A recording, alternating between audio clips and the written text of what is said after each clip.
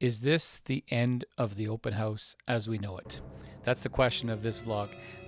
Or it's not the end of the open house, period, but as we know it. So here we are at the end of November 2020, a year, a statistical juggernaut.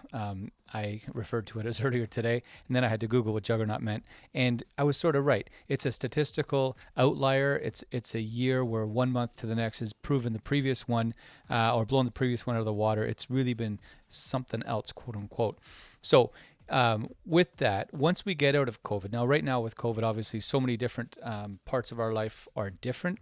You know, how we go to a grocery store, to a restaurant, to a retail store, how we do or don't see our friends or family, all these things. It's totally upside down. And with that, 2020, when we came into mid-March, everything was sort of somewhat normal. And then since we came out of that, the open house was really vanquished. It was gone, right? And it sort of dribbled back a little bit, but in general, this has been the least open houseiest year of all time, at least since open houses existed. But when you go back, the last 5, 10, 20, 30 years, open houses were a staple of our industry. When a Sunday came up, you were looking for an open house. If you didn't have one, I did it for over 10 years. Every Sunday, where can I open house? Where can I open house? They were like potato chips at the cottage. They were always there, and you were always looking for them. Actually, that's good. I'm going to keep that. And so they were just normal, right? And they were part of what we all collectively felt, buyers, sellers, the industry, that was a normal part of the process. But as we come out of COVID, what's going to stick? Is that plexiglass shield still going to be there? Is the hand sanitizer everywhere we turn going to be there? It's going to be really interesting to see these things that are happening now that were injected into our lives. Will they stay? And so with that, the open house. Now we're here at the end of November, the end of the 11th month of the year. And we've reached this incredible point in time where 2020, as of right now, November 25th, is at about 8,050 sales, 8050 for Niagara for 2020 year to date. That's second place all time, period. Number one was 2016.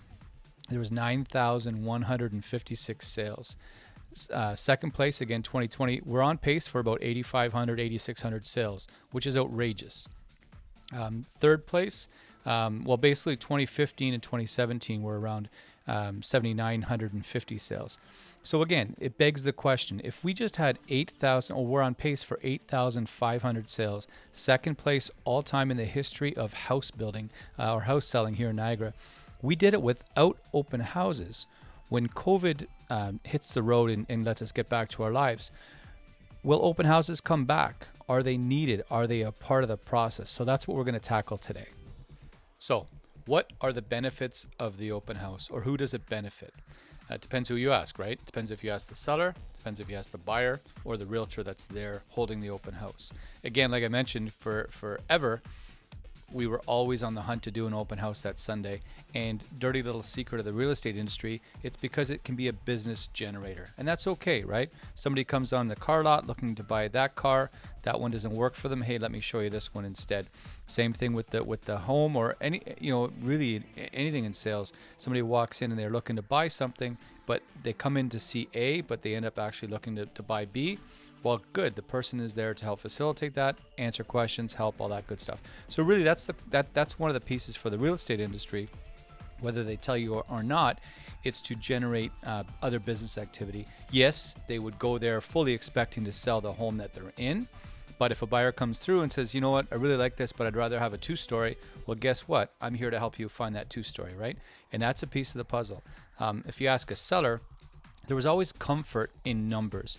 If we did an open house and afterwards we can report back to the seller, we had 29 people through. Wow, that was awesome. That's great news. Hopefully one of them buys. Versus we had 2 people through. What? 2, right?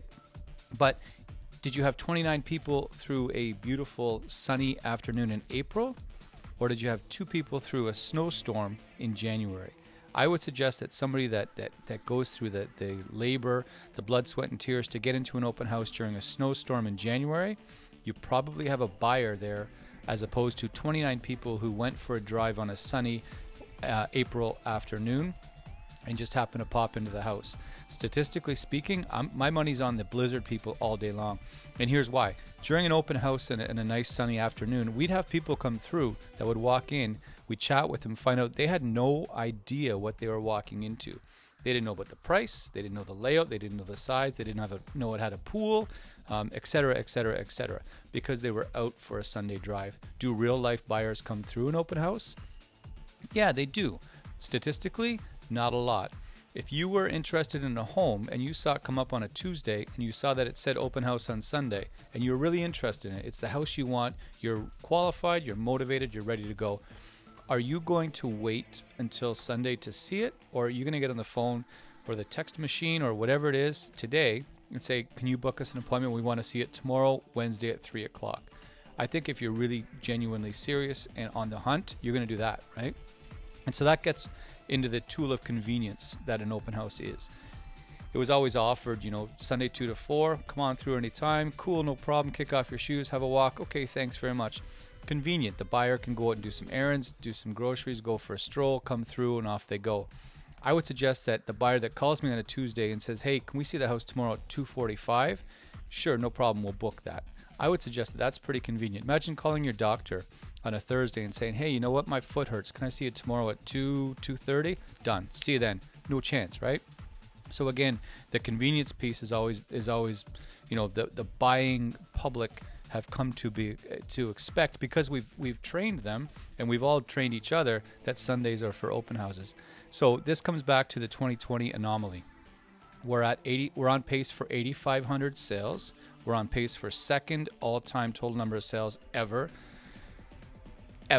in a year when March and April were down. April and May were down 49% year over year. In that same year, we're on pace. We're already second place all time. We've already beaten third place. We're on pace, though, for 8,500 sales. In that year, we did it without open houses. Are open houses necessary? That's the million-dollar question. 10, 15 years ago, were they needed? Sure. We didn't have, the 3D tours and video tours and all the digital resources we have today. But today, in 2020, 2021, 2025, whatever it is, what is the open house? What is the function of the open house? Who does it serve? What's it for in a world where 8,500 homes have sold, where I don't know how many of them sold without open house, but I'm going to go with 8,000 plus have sold without open house. What purpose does the open house serve? So below or above this, there is a blog that we put out as well that has a bit more background, a bit more thought, and I put a lot of thought into this. Has other thoughts and some other information on it. Have a read through it. I'm curious what you guys think, and you can put it in the comments below. What purpose does the open house have here in 2020, 2021, 22? What does it mean to you? Why is it important to you, if it is? Or are you happy to say adios, open house? I'm curious on your feedback, your input. Throw it in the comments down below. Hopefully this, stirred up a few thoughts for you and you enjoyed it. But again, we'd love to hear from you. Okay, cheers. Thank you so much. See ya. Bye. Hey guys, thanks for watching. If you want to stay in the loop on the Niagara real estate market, you want to get that insight, market intel, supply and demand trends, all that good stuff, be sure to check out our YouTube channel. You can subscribe, you can hit that notification bell, all that other stuff that YouTuber people talk about. But we'd love to engage with you. You're always welcome to comment, give us your feedback, your comments, all that other good stuff. We really appreciate your time and appreciate you checking it out. Okay, cheers. Thank you so much.